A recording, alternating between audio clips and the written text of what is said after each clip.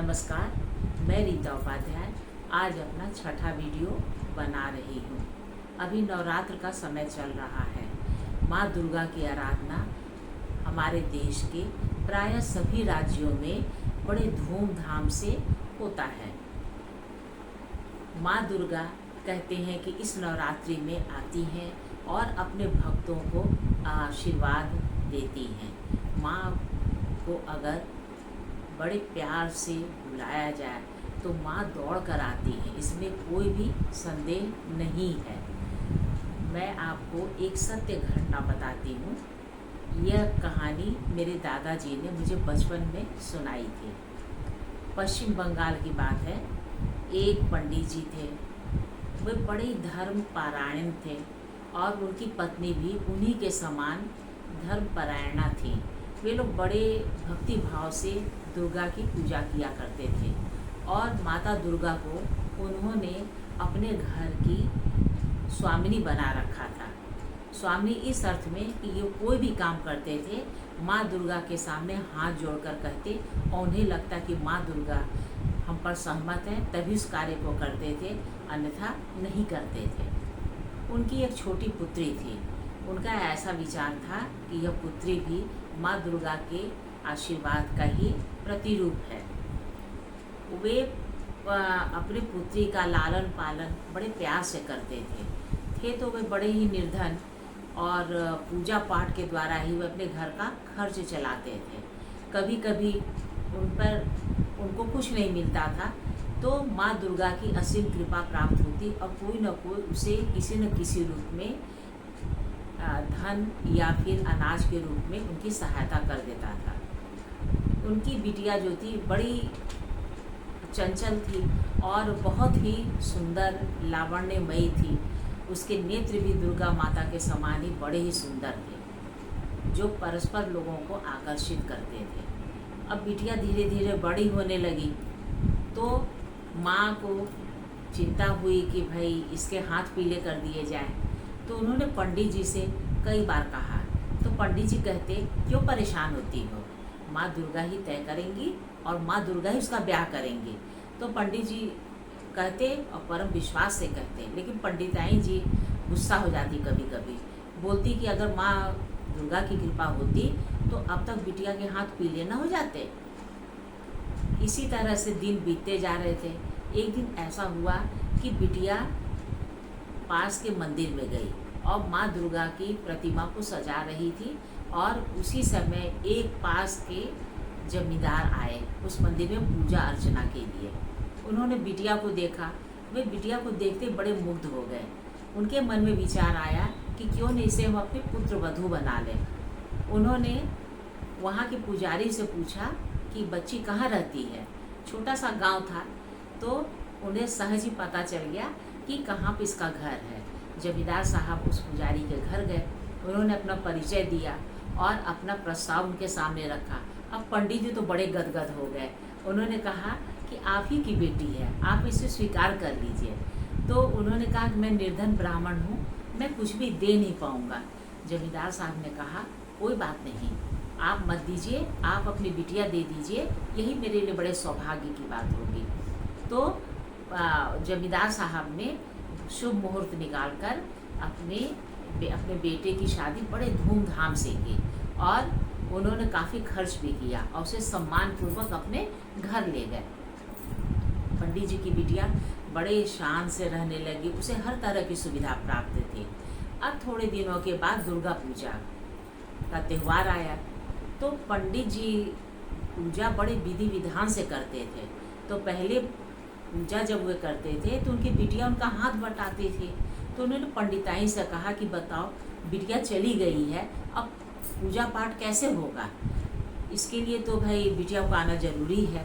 तो पंडिताई ने कहा कि हाँ आप सही कह रहे हैं, जाइए बिटिया से ससुराल में मिल लीजिए, बहुत दिन हो भी गया है मिले हुए, और उनसे समधी से प्रार्थना करिएगा कि भाई बिटिया को यहाँ भेज दें। तो पंडित जी ने कहा ठीक है। वे बिटिया के घर गए। जब बिटिया के घर गए तो ससुर जी ने हाथ जोड़ लिया, कहा कि समधी जी देखिए पूजा तो मेरे यहाँ भी है, हाँ अभी मैं नहीं भेजूँगा, हाँ चाहे तो आप बाद में आकर इसे ले जाइएगा। अब पंडित जी बेचारे बहुत दबाव भी नहीं डाल सकते थे, वे मायूस होकर चले आए। जब चले आए तो अब बेचारे उन्होंने सोचे कब क्या हो सकता है, भाई पराई हो गई है बेटी, अब उसको हमारा बहुत ज़्यादा वश भी नहीं है। वो घर आए और उन्होंने हाथ पैर धोया और पंडिताइन को सारा किस्सा कह सुनाया। अब पंडिताइन भी थोड़ी मायूस हो गई, उन्होंने इसे ईश्वर की कृपा मान लिया, ईश्वर की इच्छा मान लिया। उसी समय दरवाजे पे दस्तक की आवाज़ हुई तो उन्होंने दरवाज़ा खोला, देखा कि उनकी बिटिया खड़ी है। तो उन्हें लगा कि शायद उनकी बेटी कहीं लड़ाई करके तो नहीं आ गई। उन्होंने आते ही सवाल दागा, क्यों बेटी, अभी तो तुम्हारे ससुराल में मैं गया था और तुम्हारे ससुर जी ने मना कर दिया, तो तुम कैसे आ गई, कहीं तुम लड़कर तो नहीं आई हो? तो बोली कि नहीं पिताजी, जब आप चले आए तो मेरे ससुर को बहुत ही ग्लानि हुई। उन्होंने कहा कि नहीं बहू, तुम जाओ, तुम्हारे पिताजी चले गए हैं, मुझे लौटाकर मैंने बहुत गलत किया, जाओ तुम अपने मायके चली जाओ और ठीक 10वीं के दिन चली आना। अब बिटिया उस घर में रहने लगी। दूसरे दिन से पूजा प्रारंभ हुई। पश्चिम बंगाल में षष्ठी के दिन मतलब छठे दिन से पूजा प्रारंभ होती है और उस दिन दुर्गा जी को पंडिताइन और पंडित जी ने भोग लगाया। भोग में बहुत सारे व्यंजन थे, थाल में सजाकर माँ के सामने रखा। उसी समय उनकी बेटी आई और सारा भोग चट कर गई। तो पंडित और पंडिताइन को बड़ा आश्चर्य हुआ, क्योंकि वो जानती थी उनकी बेटी कि भोग माता के लिए है, एक जूठा कैसे कर गई। उन्हें थोड़ा बुरा लगा, लेकिन उन्होंने कुछ नहीं कहा। उन्होंने फिर दूसरा भोग लगाया और देवी जी को समर्पित किया। तब तो ऐसा ही 9 दिन तक होता रहा। पंडित जी रोज बनाते और जैसे दुर्गा माता के सामने रखते, रोज उनकी बिटिया आकर पूरा भोग चट कर जाती, उन्हें दूसरा भोग लगाना पड़ता। तो एक दिन जो सो पंडित और पंडिताइन आपस में बात कर रहे थे कि लगता है बेचारी को बढ़िया खाना नहीं देते हैं, गरीब घर की लड़की जानकर उसका ध्यान नहीं रखते हैं। लेकिन फिर भी उन्होंने अपनी बिटिया को कुछ नहीं कहा। लेकिन थोड़े दुखी तो बेचारे हो ही गए। अब 10वीं का दिन आया तो सुबह देखा 10वीं के दिन में उनकी बिटिया तैयार होकर आ गई। तो कहा कि बेटा तुम कहाँ जा रही हो? तो कहा कि पिताजी ने कहा है कि तुम 10वीं के दिन चली आना। तो पंडित जी ने कहा कि एक दिन तो रुक जाओ बेटा, 10वीं के दिन लड़कियों को विदा नहीं करते हैं, तुम रुक जाओ।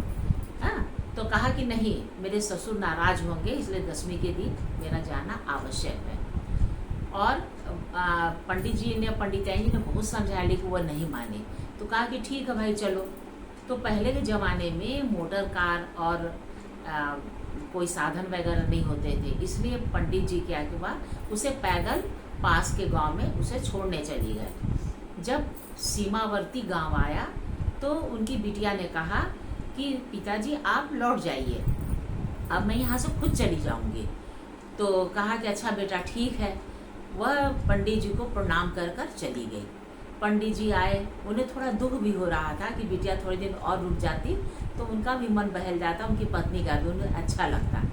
तो जैसे वो आए, उन्होंने अपनी धोती और कुर्ता उतार के रखा ही था कि उसी समय दरवाजे पे दस्तक की आवाज़ पड़ी।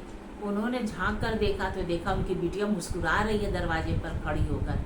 तो उन्होंने कहा कि अरे बेटी, अभी तो तुम गई थी, अभी कैसे चली आई? तो कहा कि पिताजी कहाँ गई थी, अभी तो मैं अपने ससुर की आज्ञा लेकर आ रही हूँ, मैं गई कहाँ थी, अभी तो आ रही हूँ मैं तुरंत ही।